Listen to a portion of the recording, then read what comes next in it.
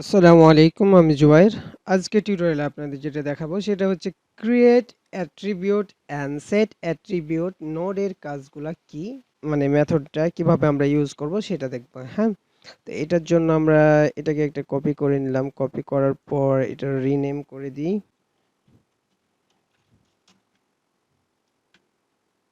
তো এটা রিনেম করে দিলাম। করার পর আমরা এটাকে গো লাইভ করে দিই।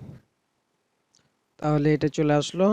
আর এখানকার ফাইলগুলো আমরা হটাই দিলাম, ফাঁকা করে দিলাম। তো প্রথমে আমরা কি করব, এটা একটা টাইটেল নিলাম এবং একটা বাটন নিলাম, ঠিক আছে। আর এই যে ফাংশনটা দেখছেন না, এই ফাংশনের মাধ্যমে আমরা কাজ করব, এটা পরে নিব। হুম, আগে আমরা এখান থেকে আপনাদের দেখাই। আমরা ক্রিয়েট অ্যাট্রিবিউট, প্রথমে আমরা অ্যাট্রিবিউটটা ক্রিয়েট করতে হবে। ক্রিয়েট অ্যাট্রিবিউট করার জন্য আপনাকে এখানে প্রথমে ডকুমেন্ট নিতে হলো, তারপর ডট দেওয়ার পর ক্রিয়েট অ্যাট্রিবিউটটা নিতে হবে। তারপর যে অ্যাট্রিবিউটটা নেবেন সেই অ্যাট্রিবিউটের নাম দিতে হবে। তো এটা কোথায় দিতে হবে, এটা হচ্ছে আমাদের স্ক্রিপ্ট, এই যে একটা শুরু এবং শেষ এখানে নিতে হবে, তাহলে এরকম ভাবে দেখাবে। তারপর এখানে কি কি অ্যাট্রিবিউট নেবেন সেটা দিতে হবে। আমি ক্লাস নিব, তাই ক্লাস দেখাচ্ছে। তারপর এই অ্যাট্রিবিউটটাকে আমরা কি করব, একটা কনস্ট ভ্যারিয়েবলের মধ্যে নিয়ে নিলাম।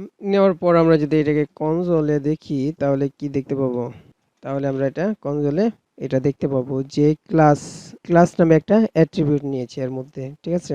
তো এর মধ্যে আমরা কি করতে পারি, একটা ভ্যালু অ্যাড করতে পারি, শুধু এইভাবে দেখতে পাচ্ছি। তো এর মধ্যে একটা যদি ভ্যালু অ্যাড করতে চাই, তবে এর মধ্যে ডট ভ্যালু, ভ্যালু আপনার কি ক্লাসের ভ্যালু যেটা দিবেন সেটা চলে আসবে। তো আমরা এখানে একটা স্টাইল নিই, রেড নামে আমরা একটা কি করলাম, ক্লাস নিলাম এবং এটার কালারটা দিয়ে দিব। ক্লাসের জন্য আমরা এখানে ডট ব্যবহার করতে হবে। তো এখানে কি দিয়ে দিব, ভ্যালুটা রেড দিয়ে দিলাম। তাহলে এটার কি হচ্ছে, রেড নামে একটা ভ্যালু চলে আসছে। এই ক্লাসের ভ্যালুটা হচ্ছে কি রেড, এখানে যা লিখবো সেটা চলে আসবে। তো আমরা এটা নাম দিলাম, তার মানে হচ্ছে ক্লাসের ভ্যালুটা ইয়া। তো আমরা এটাই কি করব, এখন ভ্যালুটাকে আমরা যে এলিমেন্টের উপর সেট করব সেটাকে ধরতে হবে। তো এটা এলিমেন্টটাকে ধরার জন্য আমরা কি করতে পারি, এই এই বাটনটাকে আমরা কি দিতে পারি, একটা আইডি দিতে পারি। আইডি দেওয়ার পর এটাকে দিতে পারি হচ্ছে সেট সেট অ্যাট্রি, এটা নামে দিতে পারি।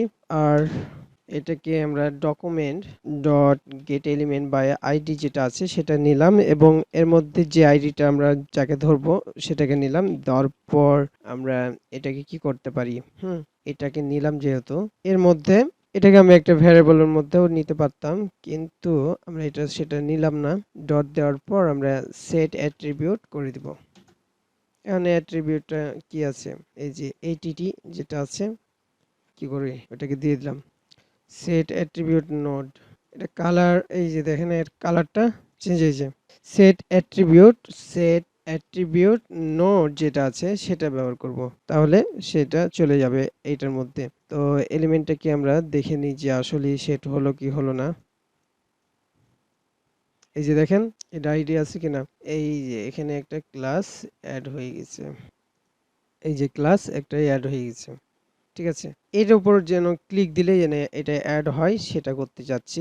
এটা কি হয়েছে, এটা একা একাই সবকিছু অ্যাড হয়ে যাচ্ছে, তাই না। এটা যেন না অ্যাড হয় সেটা করার জন্য, মানে এটা ক্লিক দিলে যেন অ্যাড হয় সেটা করার জন্য এখানে যে ক্লিক ইভেন্টটা আছে সেটাকে আমরা নিলাম, কপি করতে হবে। নেওয়ার পর এখানে ফাংশন, আমরা ফাংশনের নাম দেওয়ার পর এটার উপর, এটার ভিতরে আমরা এটা, এই যে লেখাটুকু আমরা দিয়েছিলাম এর মধ্যে দিয়ে দিলাম। তাহলে কি হবে, ক্লিক করব, এটার কালার কি হয়ে যাবে, এরকম ভাবে অ্যাড হয়ে যাবে, ঠিক আছে। তো অ্যাট্রিবিউট, ক্রিয়েট অ্যাট্রিবিউট এবং সেট অ্যাট্রিবিউটের কাজটা আমরা বুঝতে পেরেছি। তো আজকের টিউটোরিয়াল এ পর্যন্ত। আল্লাহ হাফেজ।